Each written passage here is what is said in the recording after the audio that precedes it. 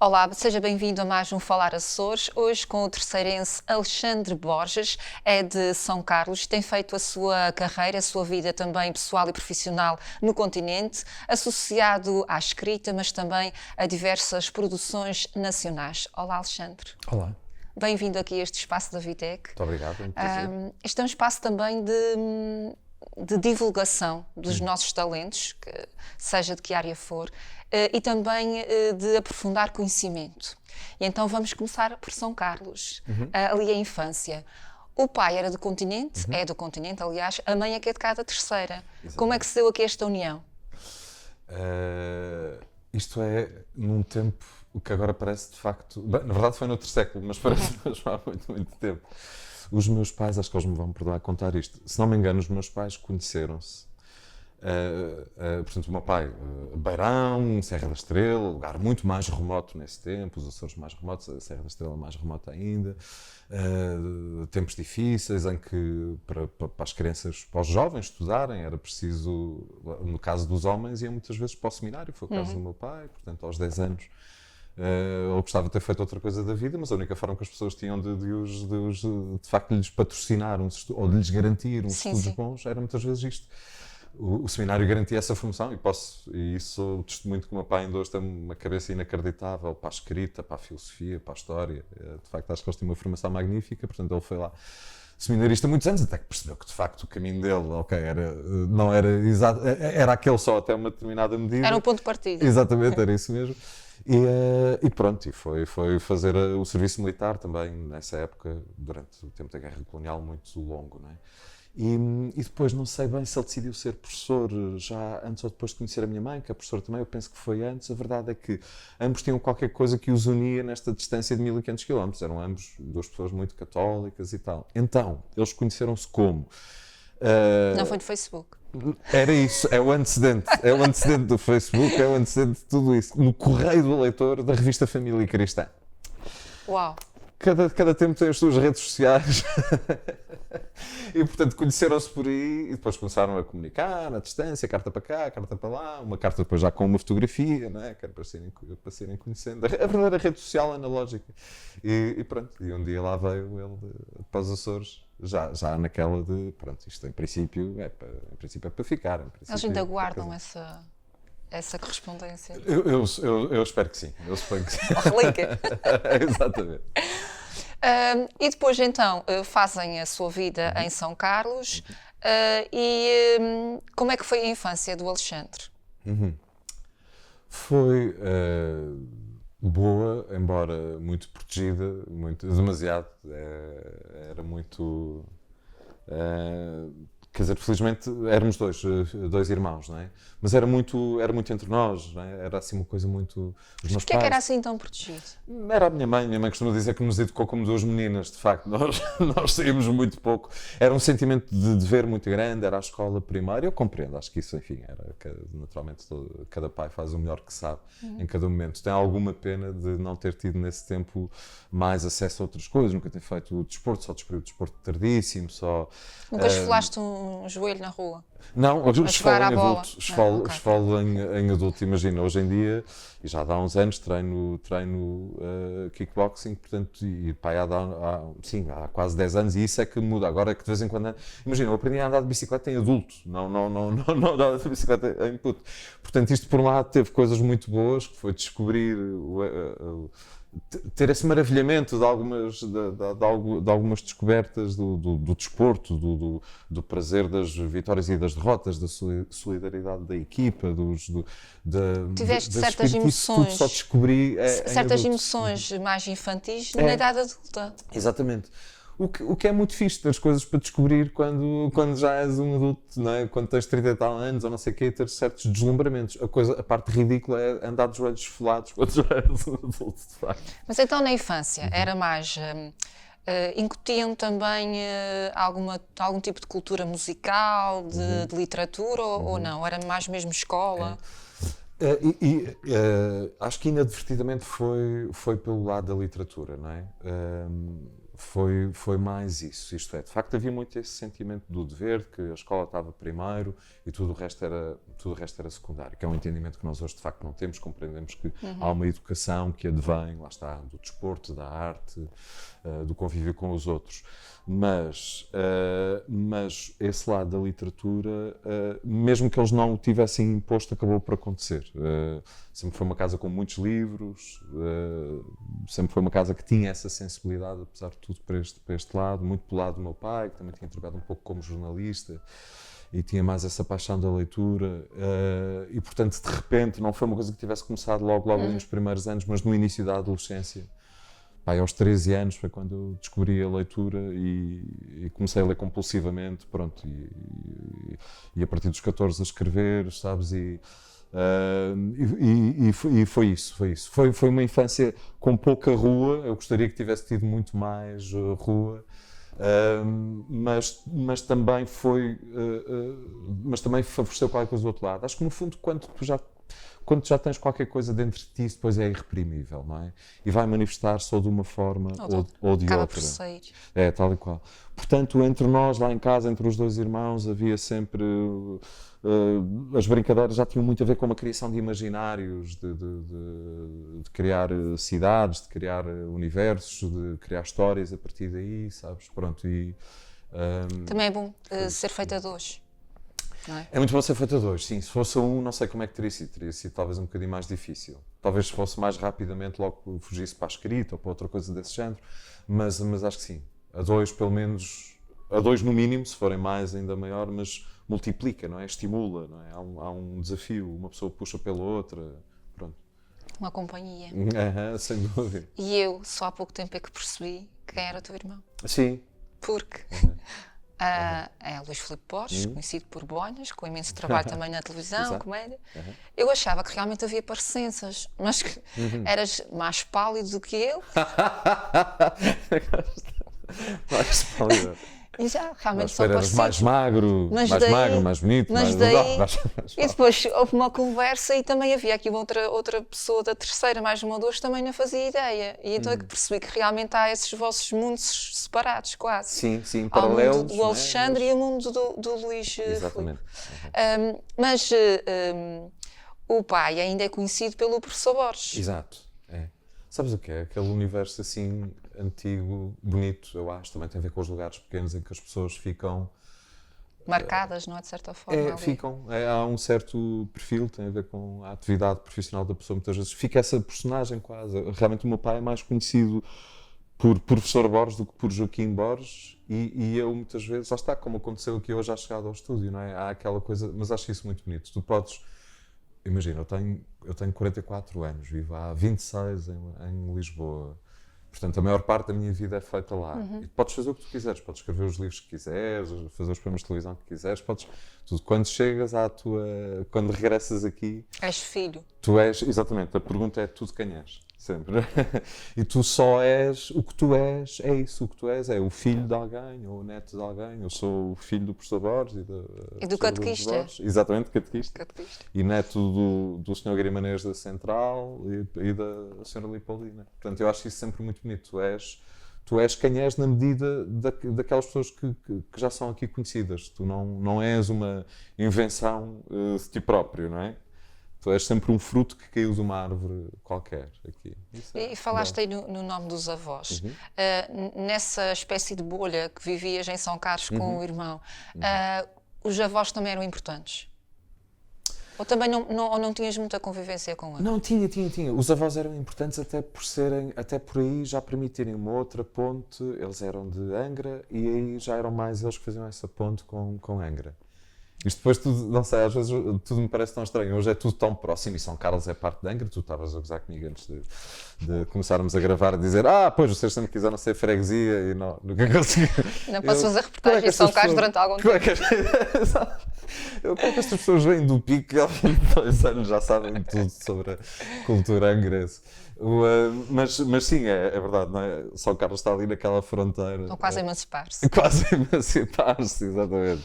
Mas é parte de Angra, obviamente. Mas ainda há dias estava a pensar nisto, como quando eu cresci aqui, quando era miúdo, sentia muito essa diferença, que era os meninos, os pequenos da cidade e os outros, não é? E os outros depois eram as freguesias. Depois tu sais e tudo isto parece um pouco estranho e absurdo, quer dizer, é tudo tão próximo. É terceira. É tudo a terceira, mas aos poucos agora, quando regresso, volto a sentir um pouco, de facto, acho que já não é do nosso tempo, mas para gerações anteriores havia uma grande diferença entre o que era uma elite angrense e o que eram as pessoas do resto da ilha.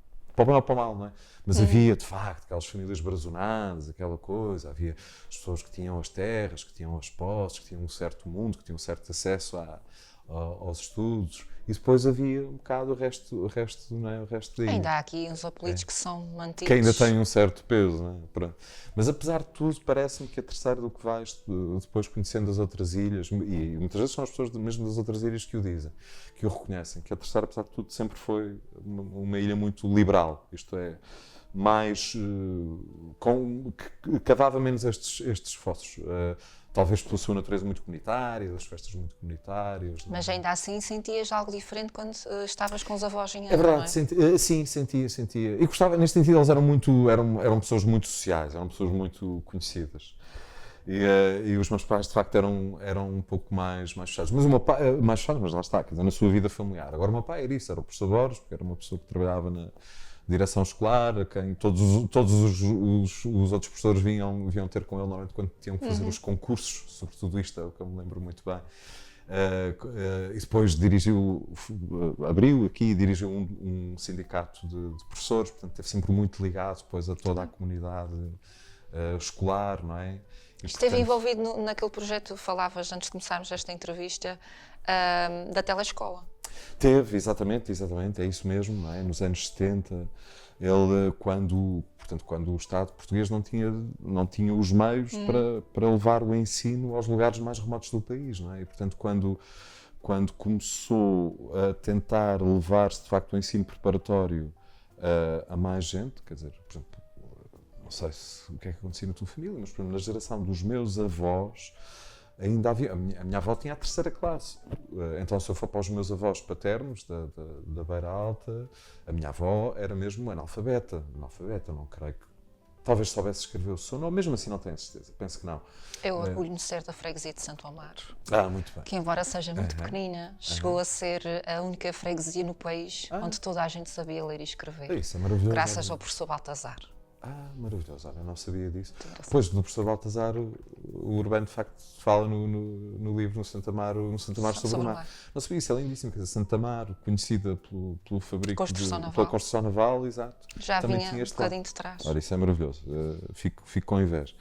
Mas não, sabes, às vezes as pessoas perdem a noção hoje em dia usa-se muito a expressão do elevador social e que estaria quebrado em Portugal e que as pessoas não conseguiriam ascender, sair da sua classe social, digamos, sim. Natural. Mas isso não acho que isso seja muito verdade.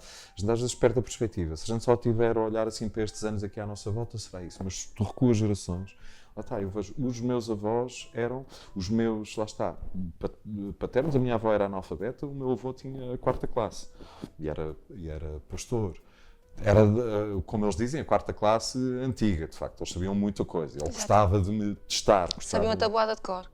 E muita coisa, exato.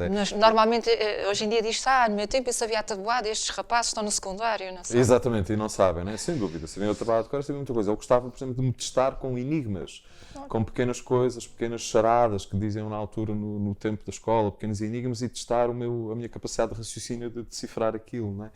Mas de avós analfabetos ou com poucos estudos, a pais, professores, a netos, filhos, escritores e etc. Não é? E, pronto, o país evoluiu muito.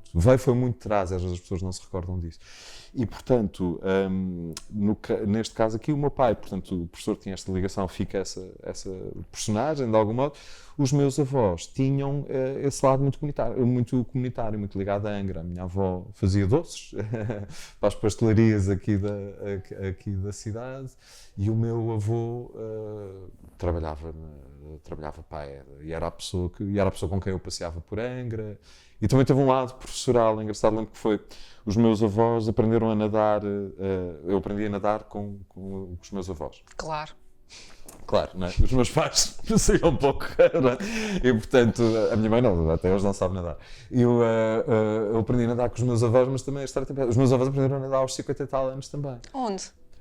Acho que foi na Silveira, e aquilo foi de a minha avó, que um dia as amigas a ensinaram a nadar, e o meu avô, no seu orgulho masculino, viu e pensou, não, quer dizer, ela agora não vai saber nadar, eu não. E portanto lá foi aprender a seguir. E depois o meu avô ensinou a imensa gente a nadar, recordo-me perfeitamente. À moda disso. antiga, atirando?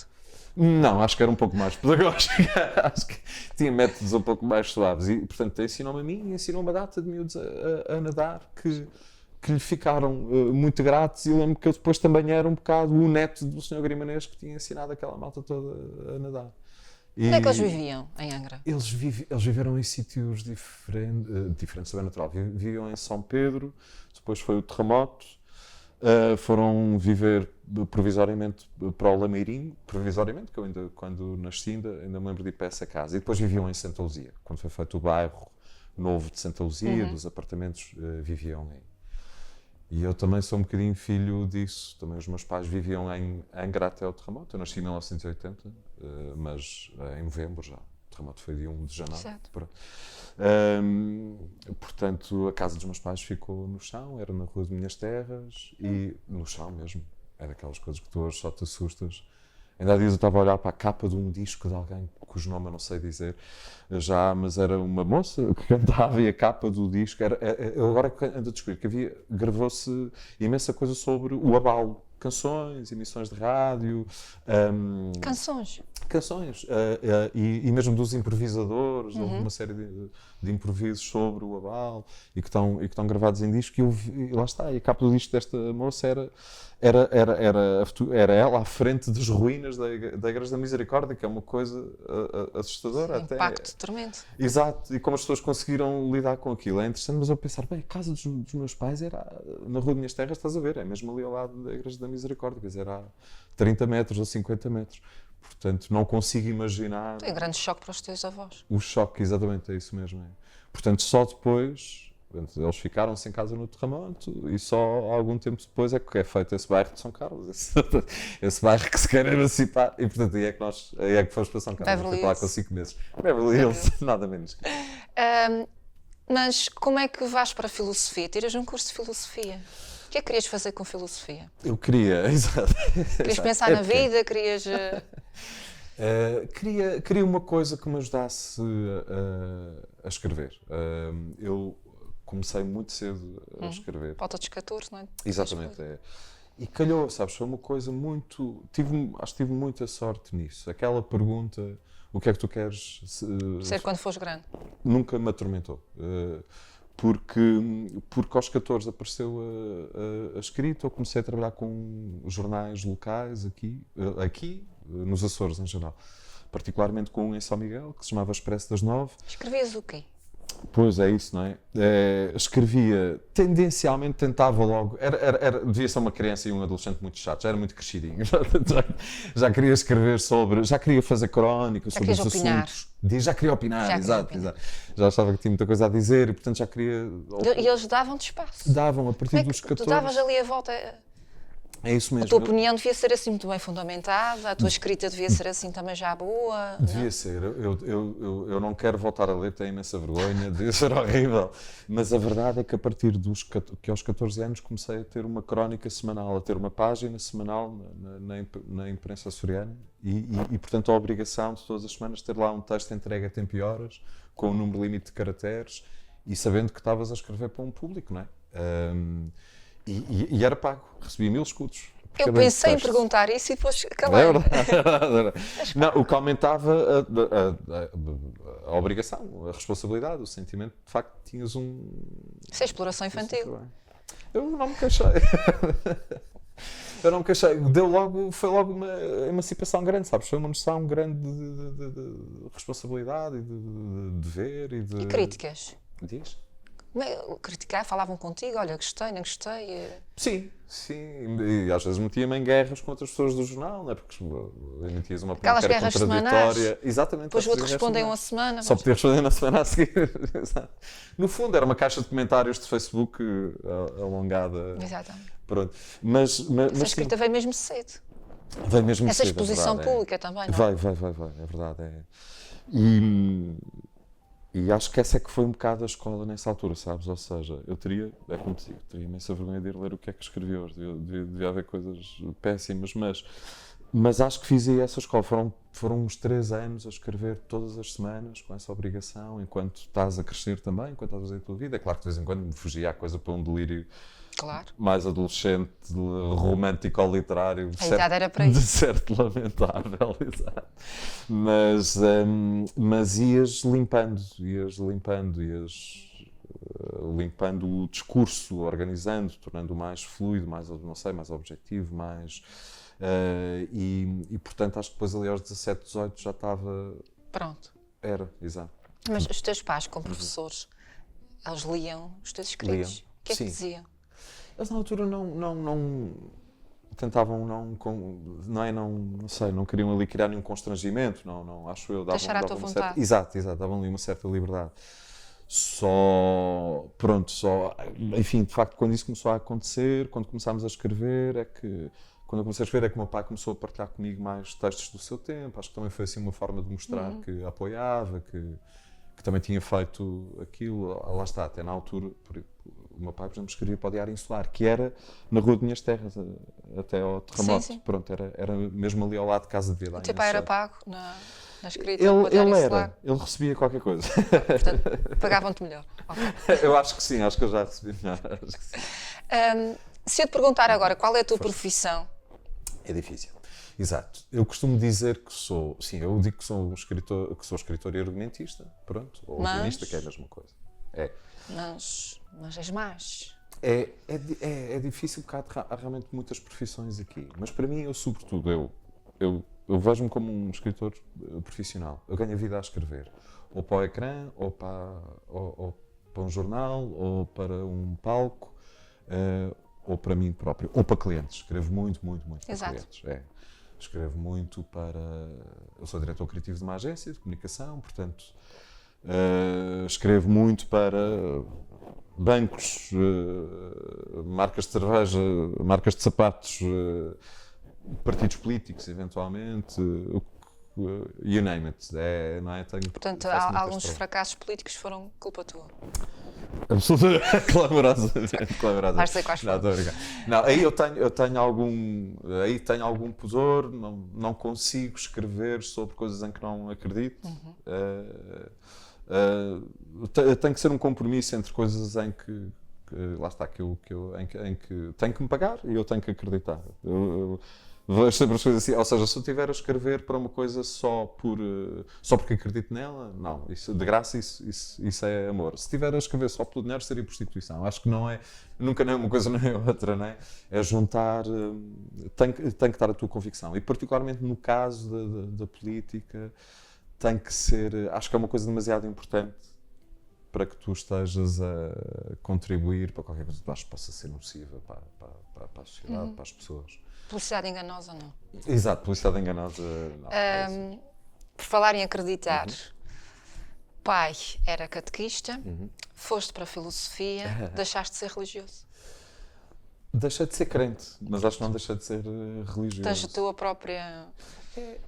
Ou seja, não digo que tenha a minha própria religião, acho que há pessoas que dizem isso, acho que é assim um bocadinho vaidoso, um bocadinho pretencioso dizer isso, não é? Porque ninguém cria a sua própria religião. Agora... Tens fé em algo? Tens algo eu adorava ter fé. Ou algo maior? Tu achas que há ali uma força maior? Ou... Talvez, eu adorava ter fé. O meu problema é não ter... O meu problema é... Eu queria ser crente. É um bocadinho assim, sabes? Já foste? Seja, eu acho que já fui de uma maneira juvenil, em que és educado nisso, e depois acho que deves descobrir esse teu caminho. Contudo, não é? Nós temos uma relação com as coisas, até com a nossa casa, até com a nossa ilha. Nós temos uma relação com ela quando somos crianças e depois saímos, e depois, quando voltamos a casa, durante uns tempos, nós vamos em busca de qualquer coisa que já não está lá, que é uma recordação, que é um conforto. Tu tens outras experiências, tens novas ideias, tens um outro olhar. É isso, é. E depois, eventualmente, começas a criar uma relação como adulto em que tu ou te afastas de vez, ou então regressas pelas tuas razões, ou então te aproximas pelas tuas razões como adulto. Quer dizer, o que é que aquilo te traz hoje? E crias novas amizades, novas coisas, voltas a usar o quintal de casa para botar novas coisas. Foste avisado que se fosses para a filosofia... Fui avisado, exato. Alguns professores do meu tempo, quando fui para a filosofia, me diziam isso, vai perder a fé. E eu, na altura, achei, estas pessoas... Não, sorri, e eu é que fui paternalista, achei, eles estão-me a dizer isto, não percebem que a minha fé é uma coisa séria, pensada. Mas não, eles tinham razão. Porquê é que tinham razão? Ou melhor, porquê é que eu perdi a fé? Não deixei de respeitar a religião e digo-te já, se quiseres, explico-te já porque é que continuo a sentir-me uma pessoa religiosa. Porque eu perdi, neste sentido, perceber, logo no primeiro ano da faculdade. Eu sou um apaixonado pela filosofia, lá está. Como dizia, para mim foi uma coisa que me ajudou muito, que me ajudou a saber pensar, a saber ler e, portanto, de facto, acho que a saber lidar escrever. com a vida, não é, no geral? Sim, Também. lidares com as grandes questões, não é? A filosofia é uma coisa que te traz mais do que do filosofar. As pessoas usam essas palavras, às vezes um tipo está alcoolizado, começa a dizer umas coisas e diz que ele está a filosofar. É o pior retrato possível. Só sei sobre que nada o que nós sei. achamos que é a filosofia. Exato. A filosofia é muito mais a capacidade de pensar sobre os grandes temas, mas justamente trabalhá-los com lógica, saberes argumentá-los. E é dada, normalmente, nas faculdades, colocando-te em contacto com os grandes livros da história da humanidade, com aqueles que foram escritos pelas grandes culturas em séculos perfeitamente diferentes, em lugares perfeitamente diferentes. E tu, enfim, para já reduzes as coisas à sua devida importância, perdes a mania de achar que tu é que sabes tudo ou o teu tempo e pões tudo, de facto, um pouco em perspectiva. E no caso da religião, acontece logo no primeiro ano, quando estudas as grandes religiões e compreendes que o que eu compreendi foi, de facto, se eu tivesse nascido em Mumbai, eu seria hindu. Tranquilamente, não é? Se tivesse nascido em Marrakech, que é bastante mais perto, seria provavelmente islâmico sem muçulmano sem nenhum problema. Ver com a circunstância também, não é? A circunstância, exato. Portanto, a ideia de que só uma religião é verdadeira, de que só um Deus é o verdadeiro, quando estudas como é que a própria Bíblia foi escrita, sabes que é daquelas coisas que, por exemplo, como sabes, não é? A Bíblia só é reunida no século IV, não é? Há um concílio que decide, há imensos escritos que proliferaram naqueles séculos, vamos lá decidir quais é que são mesmo os oficiais, quais é que são o cânon, quais não é? Portanto, só isto é uma decisão tomada, não é? 400 anos depois dos acontecimentos fundamentais, não é? Por homens, por pessoas como nós, não é? Que erram. Tomam uma decisão, exato, que estão a tomar uma decisão política em função daquele que é o mundo 400 anos depois. E que, pronto, e quando vão começar a traduzir estes livros que foram escritos em hebraico e em aramaico, a primeira Bíblia é escrita em grego, não é? No século IV, quando é a Bíblia, é escrita em grego. Mas os textos originais estavam escritos em hebraico e em aramaico. E se hoje em dia já há traduções traiçoeiras, imagina... Bem diferentes umas das outras. Imagina então, em textos tão simbólicos, não é? E havia tradutores que simplesmente não sabiam hebraico ou aramaico, mas traduziram para grego. E o que é dito então é que, pronto, tal como os evangelistas, tal como os autores dos textos sagrados foram iluminados pelo Espírito Santo, e portanto não eram eles a escrever, era Deus, eles foram só o veículo, não é? Estavam iluminados. Também se disse que esses tradutores tinham sido iluminados pelo Espírito Santo para compreenderem uma língua que na verdade não dominavam. Foi aí que a tua luz se apagou. Foi a minha luz. Acendeu-se para eles, apagou-se para mim. Foi muito isso, né? Foi muito duvidar de como todos os processos tinham acontecido e de facto depois relativizar muito tudo isto, não é? Mas a sabedoria das religiões é profunda e é muito antiga. Foram as grandes figuras do seu tempo, em cada tempo e em cada lugar. E foram líderes, Exato, não é? E foram muito discutidas e foram muito escrutinadas e são coisas de séculos e portanto a sabedoria das grandes religiões que nos chegou até hoje é uma coisa pela qual devemos ter um enorme respeito e olhar com muita consideração e procurar lá, de facto... Algo que também a gente possa utilizar na nossa vida. Sem dúvida nenhuma. Portanto, a ideia hoje de que nós adolescentes e não só, quer dizer, conseguimos derrubar uma grande religião em 2 ou 3 penadas, é uma coisa que eu acho perfeitamente equivocada. Acho que há muito conhecimento a procurar nas religiões, mas de facto é muito difícil para mim fechar os olhos e dar esse salto. Sabes? Eu consigo chegar a Deus racionalmente, mas acho que se Deus existir, não quero que a gente chegue lá racionalmente. É outra coisa que está para lá da razão. Maior do que a gente possa, não é? Exato, é isso mesmo. Por falar também assim em maior, chegaste até a programas do Canal 1, da 2, estiveste envolvido no Prós e Contras, Esse foi também. dos primeiros. Depois temos o Zapping, no 2. Como é que chegas até aí? São coincidências? Acabaram por ser um bocadinho. As coisas foram-se escrevendo assim de alguma maneira. Uma coisa vai levando à outra, de facto. Eu faço televisão há muitos anos, desde 99, 2000, pronto, portanto, é melhor não fazer as contas. Não. E, portanto, é sobretudo por isso que sou, quer dizer, é por isso que sou guionista e hoje em dia faço menos coisas porque o trabalho na agência me consome mais, mas continuo. Até as coisas mais recentes têm sido sobretudo documentários, alguns até aqui com os Açores. O último que fiz para aqui foi uma coisa chamada A Ilha dos Gigantes, sobre a presença, a aparição dos tubarões baleia nos últimos anos no mar de Santa Maria, não é? Era uma coisa que não acontecia. Mas como é que isto começou? Olha, lá está, a partir da escrita. Estávamos em 99, 2000, a televisão ainda era muito diferente nesse tempo. Por um lado havia muito menos coisas, muito menos canais, mas às vezes havia mais dinheiro para se arriscar um bocadinho mais. Havia mais projetos com pés e cabeça também. Também, sabes, como eram menos, acho eu, também tudo tinha que passar num crivo mais, não é? Tudo tinha que ser um bocadinho mais escolhido, portanto, o que acontecia, normalmente, o que chegava a ver a luz era normalmente mais sólido, é verdade. Mas pronto, havia muito menos coisas, isso, havia muito menos margem para arriscar, etc.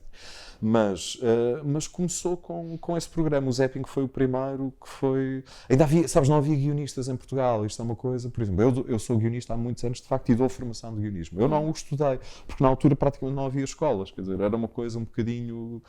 feita da experiência, não é? de gosto. Exatamente, lá conseguias comprar um livro ou outro estrangeiro que te davam alguns conceitos e ias fazendo. Depois as escolas de guionismo começaram a ser feitas pelos profissionais da área, não é? Mas como é que o estudante de filosofia vai ali parar? Pois exatamente, ora bem, conta lá o segredo. indo muito pouco à faculdade, mas já indo muito pouco, faltando muito às aulas. Eu com alguns amigos, o meu irmão e outros amigos, tínhamos uma revista universitária. Claro. Nós escrevíamos, não é? Portanto fazíamos isso, tínhamos assim uma atividade paralela a escrever uma revista. E nessa revista, um dia, entrevistávamos as pessoas de quem gostávamos, não é? Que estavam a fazer coisas que nos pareciam interessantes. E uma dessas pessoas chamava-se Luís Osório, chama-se. Faz uns artigos sobre algumas pessoas, não é? Exatamente, é isso mesmo. Hoje em dia... Tipo carta ou postal. O postal do dia, voltou a teve uma nova vida nas redes sociais e daí voltou para os média tradicionais, no caso na rádio, onde faz o seu postal diário, etc. E o Luís fazia nessa época um programa de televisão que era revolucionário, que se chamava Portugalmente, na RTP2. Nós gostávamos muito desse programa e então eu fui entrevistá-lo com 18, eu tinha 18 anos, o Luís tinha 27, eu achava que ele já era um senhor, já parecia uma pessoa muito velha e muito experiente, muito madura, e fui entrevistá-lo nessa altura e a entrevista correu bem, pronto, foi só isto. Os meus amigos da revista já eram mais velhos do que eu, um bocadinho, e estavam dali a pouco tempo, acabaram os cursos e perceberam que não queriam nada ser aqueles profissionais, não queriam ser advogados ou isto ou aquilo, não queriam fazer aquilo para o qual tinham estudado, não é? Queriam ir fazer qualquer coisa muito mais artística e, por que não, é? Televisão. E então, a única pessoa que nós... também foi por aí. Fomos juntos, A única pessoa que nós conhecíamos em televisão praticamente era o Luís Osório, porque neste caso eu o tinha entrevistado e eles tinham um projeto para fazer um programa de televisão, portanto fomos lá bater à porta do Luís e propor-lhe, olha, temos aqui um projeto, gostávamos esta revista que nós fazíamos, gostávamos de transformá-la num programa de televisão e tal.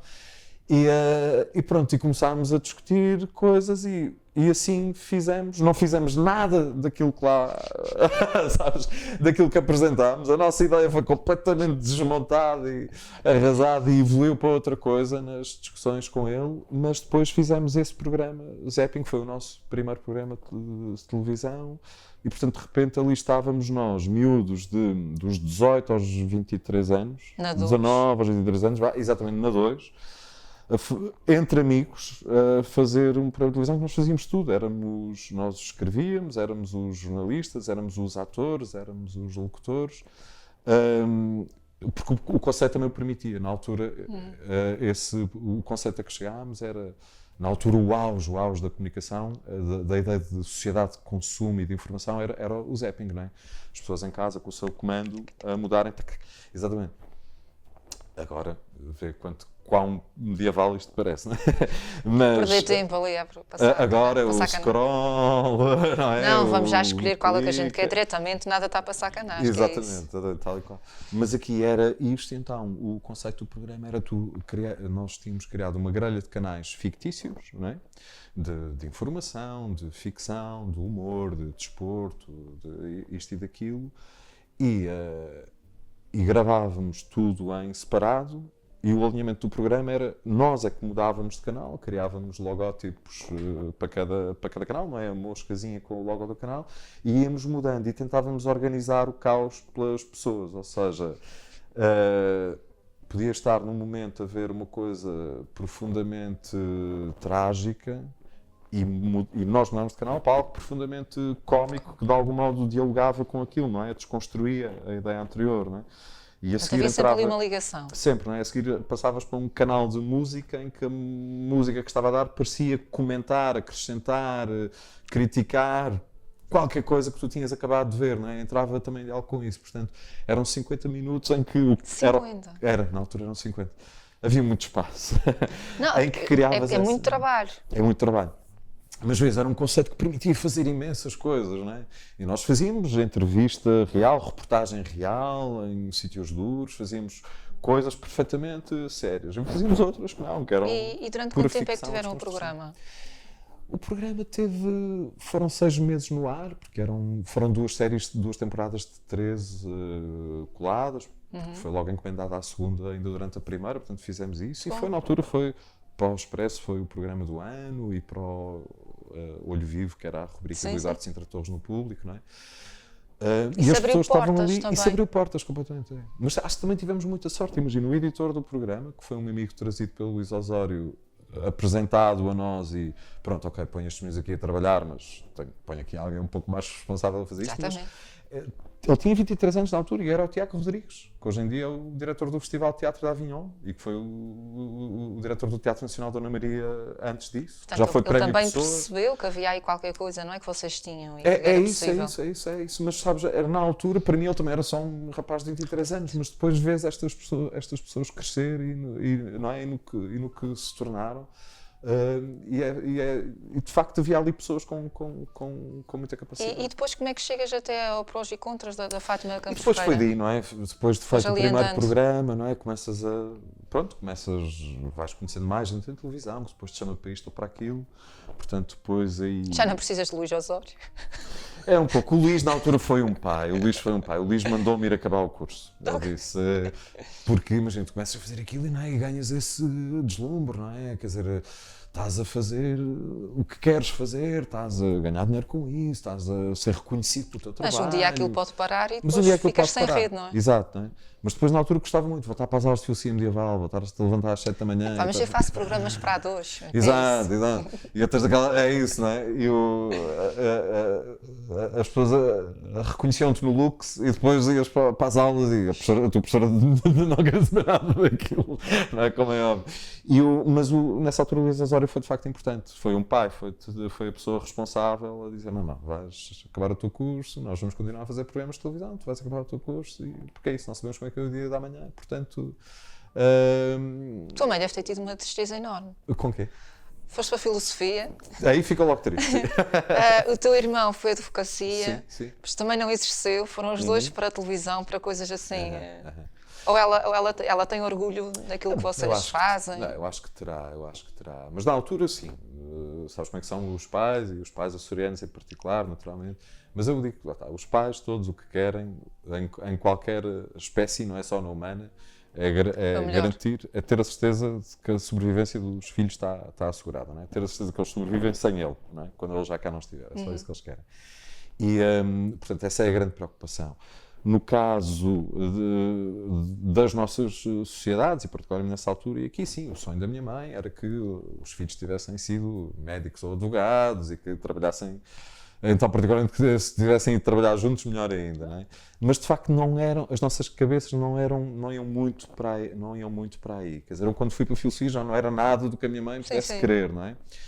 E sei que durante muitos anos isto não correspondeu minimamente. Depois a nossa opção de vida, então, para mim, o curso tinha que ficar sempre feito para lhes dar. E era óbvio, não é? Eles pagaram. Dar um sim, pelo menos. Exato, não está aqui cumprir o dever primeiro. Acho que agora, isso ficou desde criança, não é? Exato, agora vou fazer o que eu quero. Mas eu também sabia que tinha que assumir essa responsabilidade. Naturalmente, o que eu quisesse, depois não podia um dia ir lá bater à porta e dizer: olha, afinal não correu bem, precisas. Não, o que eu quis fazer tinha que ser uma opção suficientemente responsável para garantir a minha sobrevivência. Isso foi sempre uma fé cega, lá está. Desde os 1000 escudos aos 14 anos, por semana, não é para o texto, era a convicção de que isso asseguraria a minha vida. Mas custa-lhes. Quer dizer, eu recordo, às vezes as pessoas precisam de ver as coisas à sua frente. Eu lembro-me que na altura justamente estava a fazer o prós e contras uma vez em que o meu pai vai a Lisboa e eu acho que até eles ainda estavam naquela sempre do eles agora está a fazer este programa, mas e daqui a 3 meses como é que é? Quando este acabar, o que é que ele vai? Ainda vai bater à nossa porta em São Carlos. Exatamente. E lembro que nós estávamos a terminar o Prós e Contras. O Prós e Contras originalmente era feito por uma produtora externa, só depois é que começou a ser feito pela própria RTP. E nós estávamos, portanto, era feito por uma Vitec da vida, não é? E depois é que passou a ser feito pela própria RTP. E lembro que era o último, calhou o meu pai estar em Lisboa quando nós estávamos a fazer o nosso último Prós e Contras. E eu convidei o meu pai para ir ao estúdio, para ir assistir, na casa do artista onde era gravado. E foi muito cómico, porque eu pedi às minhas colegas assistentes de produção, disse: olha, pronto, está cá o meu pai, se puderem arranjar um lugar na plateia, pronto. Não, eu cheguei lá com ele à porta, eu tinha que ir para a regi e, portanto, ok, eles trataram dele, mas sentaram-no à frente. Imagina, foram muito queridas, arranjaram um lugar bom, em vez de lhe arranjarem um lugar qualquer na plateia, sentaram-me na fila da frente, que era onde ficavam e onde ficam até hoje aquelas pessoas que depois dão um testemunho, no caso do Prós e Contras. Tinhas as pessoas que estavam em palco, não é? E depois havia sempre uns testemunhos na primeira fila, que ainda eram pessoas com quem a Fátima Campos Ferreira ia falar e tal. E, portanto, estava o Fernando Madrinha, a diretora do Junto do Expresso, estava assim uma data de gente ainda na primeira fila e a seguir o meu pai. Portanto, sempre a aparecer em plano, não? E depois, logo quando ele voltou para os Açores a seguir, tinha os colegas todos que eu encontrava na rua a dizer: o professor viu na televisão, gostei imenso. Já não ouvi a sua intervenção, não cheguei a tempo, mas gostei muito. Achavam que ele estava lá como convidado, não é? Portanto, não faziam ideia de que o filho estava ali nos bastidores. Exatamente, era isso mesmo. E lembro-me que no fim dessa gravação, nós... estava o Marcos Mendes, lembrar disso? Nós íamos para os bastidores, para o camarim. Isso é que foi isso é engraçado. Uma estreia. Exato, a levar o meu pai para o camarim, mas lá está, eu estava a levá-lo só porque era o meu pai, estava ali, era para estarmos juntos, para ele não estar sozinho, mas... Eu vi que aquilo impressionou de algum modo aqueles convidados assim, e depois os convidados também, vem uma pessoa, não é, com um senhor, já com alguma idade, que está ali também bem vestido. Portanto, lembro do Marcos Mendes passar e também o cumprimentar, achar, deve ser outro convidado qualquer. Deve ser político, deve ser aqui. É isso. E, portanto, acho que ele assistir a isso tudo e ao discurso depois da nossa diretora e da Fátima Campos Ferreira sobre aquilo, sobre o trabalho da equipa, estarmos ali todos em palco, assim, acho que nesse dia foi o dia em que para o meu pai ele percebeu: ok, isto é real, está a acontecer, ele está aqui, como o outro filho trabalha noutras coisas do género e afinal, estamos aqui, eles estão bem. Exatamente, é isso. E realmente tens-te saído muito bem, até mesmo na escrita de livros, temos aqui já prémios, menções honrosas, nada mal. Sim, felizmente. Isso, se eu pudesse, só fazia isso. Pronto. Mas aí é que já não dava para pagar a renda. mas sim. Sim, a escrita pura lá está, é como eu te digo, eu sinto-me sempre eu sou um escritor profissional, acho que tudo se adapta, eu costumo usar sempre esta imagem da natação, que é tudo é natação, depois se é crawl, se é bruços, se é mariposa, são estilos diferentes, não é? Mas aqui a modalidade, o desporto é a escrita e de facto depois aplica-lo às diferentes necessidades de cada meio. Mas sempre que posso, regresso à escrita, essa escrita, digamos, pura, que é um fim em si mesmo, que acontece na página, em que as imagens que ela possa produzir têm que emanar dela mesma, não é? Ou a musicalidade também que possam produzir tem que estar lá quando a pessoa a ler. E portanto, sim, os livros são, sempre que posso, eu tenho 8, tenho um romance, tenho 2 de poesia, tenho um de aforismos, assim, one-liners, e depois tenho 4 que estão ligados à história de Portugal por uma casualidade, são os que vendem melhor, estranhamente, as pessoas na verdade têm algum interesse pela história. Estranhamente. Estranhamente, é verdade. Mas acabou por ser também um encontro de coisas, entre projetos televisivos, de séries documentais, coisas que escrevi num determinado momento e sabes como é, não é? A televisão só permite um determinado tempo, naturalmente. Portanto, há sempre muita escrita que tem que ficar de fora. E, portanto, muitas vezes servem para outras coisas. Exato, não é? Quando muitas vezes depois precisas de ir em profundidade às coisas, outro meio poderá ser mais importante. Portanto, às vezes estava a trabalhar em televisão, em documentários sobre determinados assuntos dos quais só podia aproveitar ali um pouco, havia bastante mais a dizer, então convites também que surgiram de editoras, então começou a aparecer esta produção também dos livros, um pouco sobre história, que nos últimos anos não tem feito, mas que num determinado momento também para mim foram importantes enquanto, lá está um pouco como a noção da religião e da filosofia que te dá um contexto.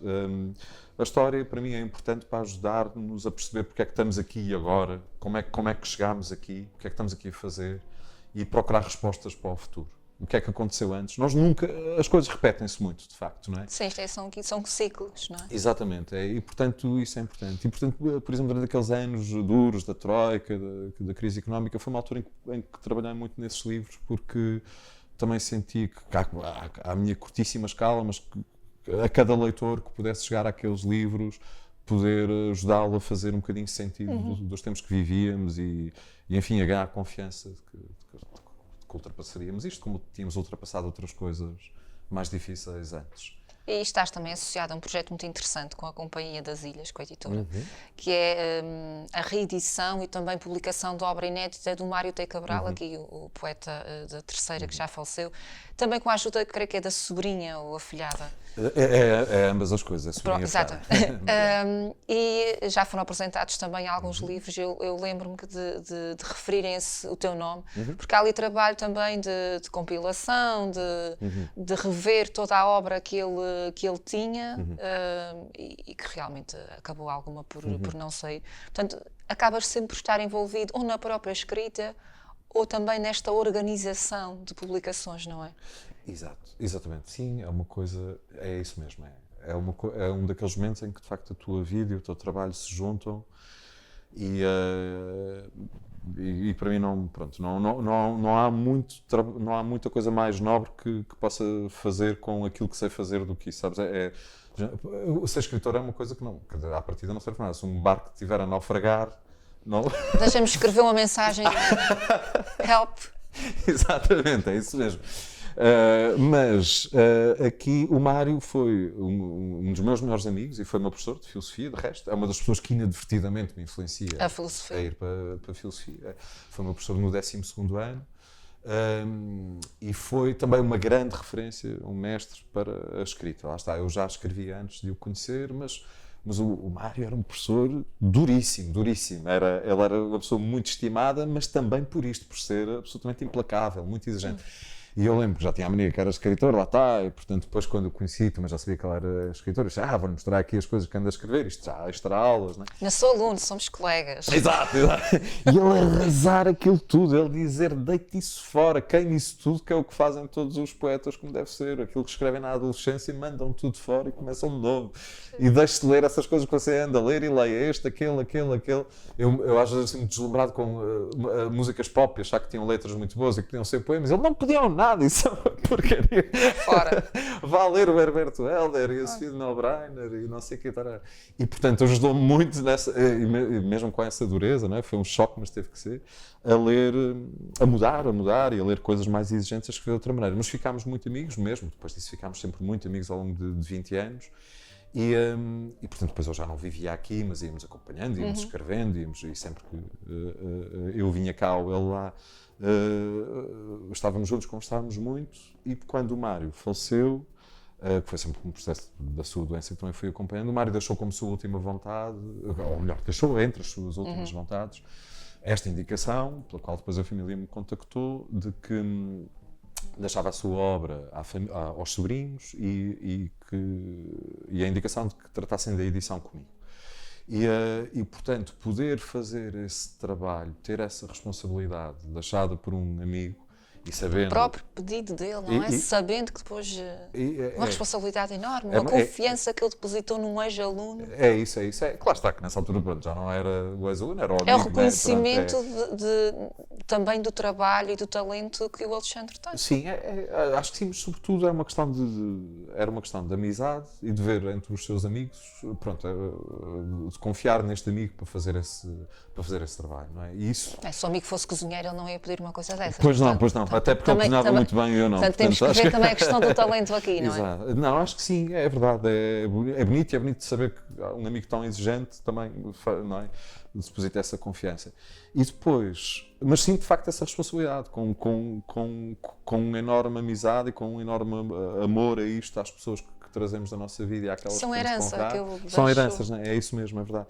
E portanto, temos estado a fazer este trabalho com esse sentimento, com essa dedicação.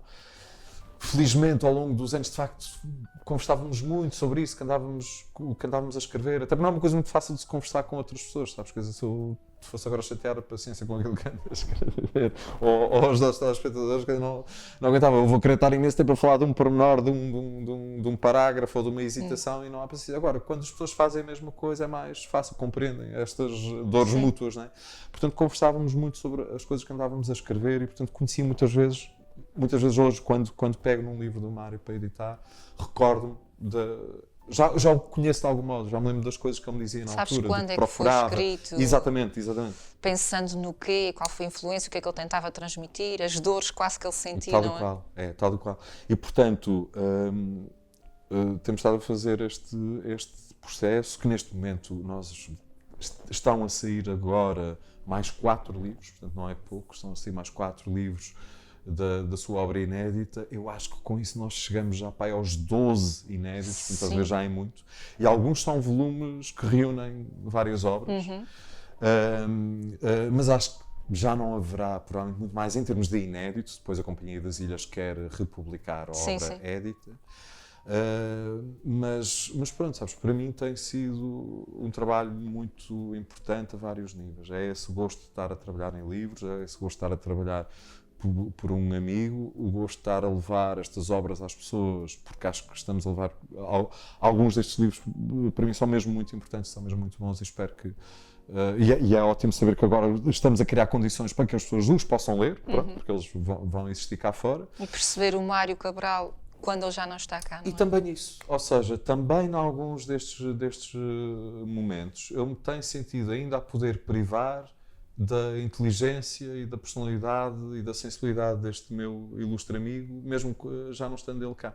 Não é? Às vezes dou por mim a passar horas, pronto, é um trabalho extra que tu tens, não é? Muitas vezes são os sábados à tarde ou os domingos em que também tens de estar a usar para estar a trabalhar e estar a fazer isto. Mas é como te digo, dificilmente poderia ser um trabalho mais nobre e de facto em alguns momentos é mesmo sentir, olha, esta pessoa continua verdadeiramente aqui também porque continua a poder partilhar do melhor que ela produziu e que ela pensou. E entretanto, a tua vida não se resume, mas anda muito em volta destes 4 objetos que tens aqui. Que objetos são estes? Tal e qual. Então, pronto, dizendo de uma maneira simples, de facto, tu lançaste-me este desafio e eu, infelizmente, aqui já tenho de trazer uns objetos pessoais.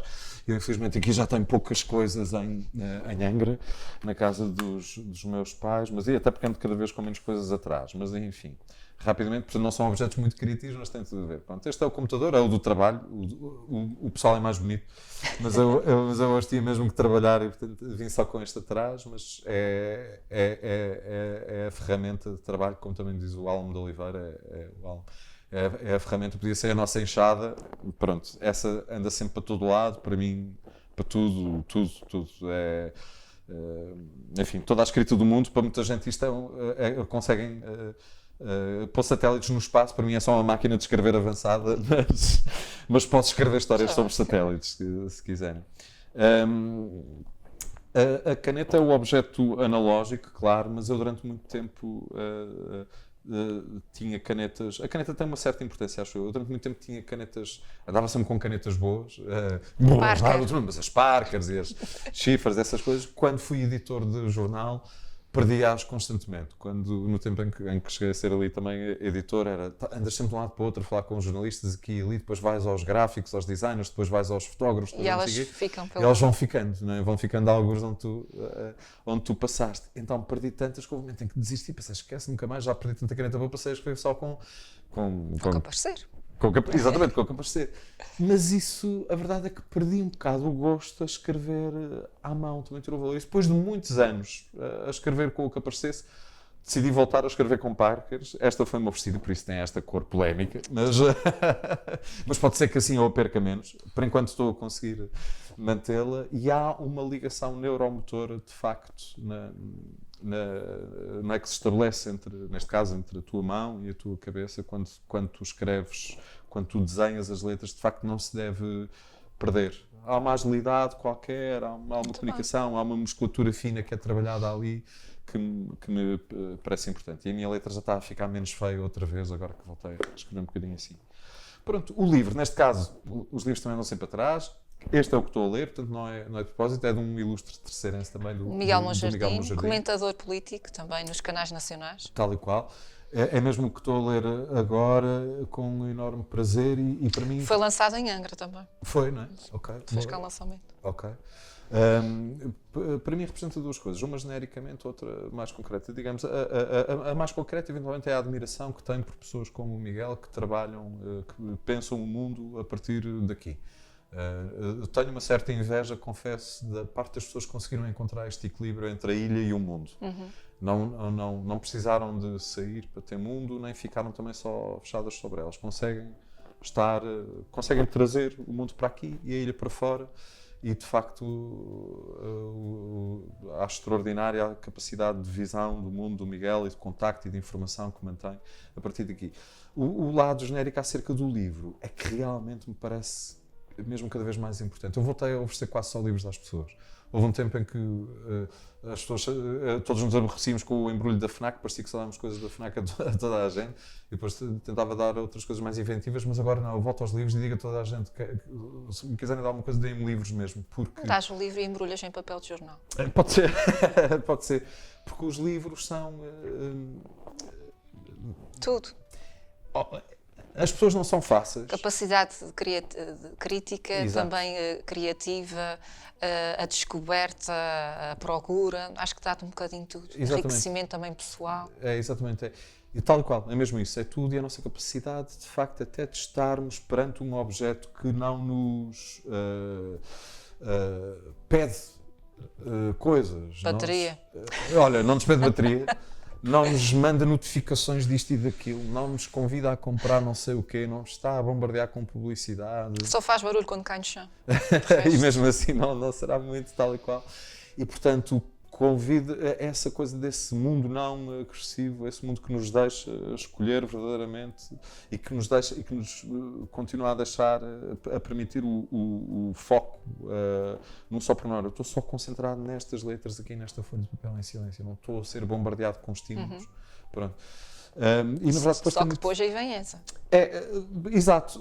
Este aqui, para mim, também representa o mundo contemporâneo, mas no seu uso potencialmente positivo, para não dizer são outras coisas. Isto são os fones, não é? São os fones que, como um bloqueador de ruído, já tive uns melhores, mas já os perdi, agora ando com estes mais baratos, mas já é para perdê-los, chega.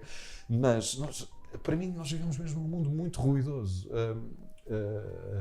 E em que as pessoas parece que têm que estar permanentemente acompanhadas por barulho, ou por coisas, ou pelos ditos estímulos, senão depois não sabem estar sozinhas. Eu conheço imensa gente que não sabe estar em silêncio, porque depois a cabeça delas começa a trabalhar e tem medo disto, não é? Se conseguem confrontar depois aqueles pensamentos, como é que vão lidar com eles, então vamos e não ocupar sabem com outras coisas. não sabem estar sós, verdadeiramente, não é? E como sabes, as doenças mentais são o grande mal contemporâneo, não é? São a grande doença contemporânea, as ansiedades, as depressões, os burnout, essa palavra que também entrou no nosso jargão, e esta insatisfação que as pessoas sentem. E então a questão dos fones eu tive que ir buscar essas coisas com um bloqueador de ruído, porque já não é possível pedir às pessoas silêncio. Já não é possível pedir às pessoas que não estejam a usar os seus telemóveis em direto para toda a gente, com pequenas televisões em que estão a fazer scroll e emitir milhões de sons e esse ruído. Portanto, a única forma, é impossível vencê-los, a única forma de facto é teres silêncio ou escolheres o teu ruído, escolheres uma espécie de segundo silêncio, que é aquilo que tu vais ouvir a cobri-los, e que para mim é muita música. Sabes, quando sai aquele balanço anual do Spotify, o Wrapped, não é? Eu por acaso desci, fiquei um pouco triste, mas o ano passado estava entre os 0,5% de pessoas no mundo que mais ouviam Spotify. Este ano já só estava nos 2%. Pronto. Que ouvem, mas mesmo assim, pronto, é para ver, estou sempre a ouvir música, ou então uma outra coisa que são os podcasts, que realmente contrariam um bocadinho a lógica contemporânea do clickbait, não é? Sim, sim, sim. As pessoas não aprendem, não é? Mas as pessoas consomem toda a informação só por um título, e por títulos. E isso anda a levar-nos ao mundo em que estamos, não é? E à desinformação também. À desinformação total, ao mundo perigosíssimo em que de facto vivemos hoje, esta coisa de trincheiras, como se tudo se resolvesse entre o preto e o branco, ou entre a esquerda e a direita, ou entre o bem e o mal. Quando temos uma infinidade de tons de cinzentos, nuances, quer dizer, a vida é nuance, a vida é só nuance. Nada é mesmo preto e branco, nada. E os podcasts contrariam isto neste grande mundo da economia da atenção, em que o que é vendido é a tua atenção, é para onde é que tu estás a olhar. Os podcasts contrariam de facto tudo isso, ou seja, a tecnologia e este mundo de opções também permitiu que tu possas estar horas na conversa sobre uma coisa em profundidade como nunca tiveste antes. E portanto os podcasts são de facto uma grande oportunidade de informação para as pessoas, de comunicação muito direta, de ouvir todos os ângulos de uma questão, de não serem grandes grupos económicos por trás, de serem muitas vezes, não é, a fonte direta acerca de um assunto, um investigador, um historiador, o escritor, sim. A falar contigo, não é? E isso, pronto, também é muito bom. É isso, é um sintoma positivo do nosso tempo. Há coisas muito boas a acontecer. O tempo correu.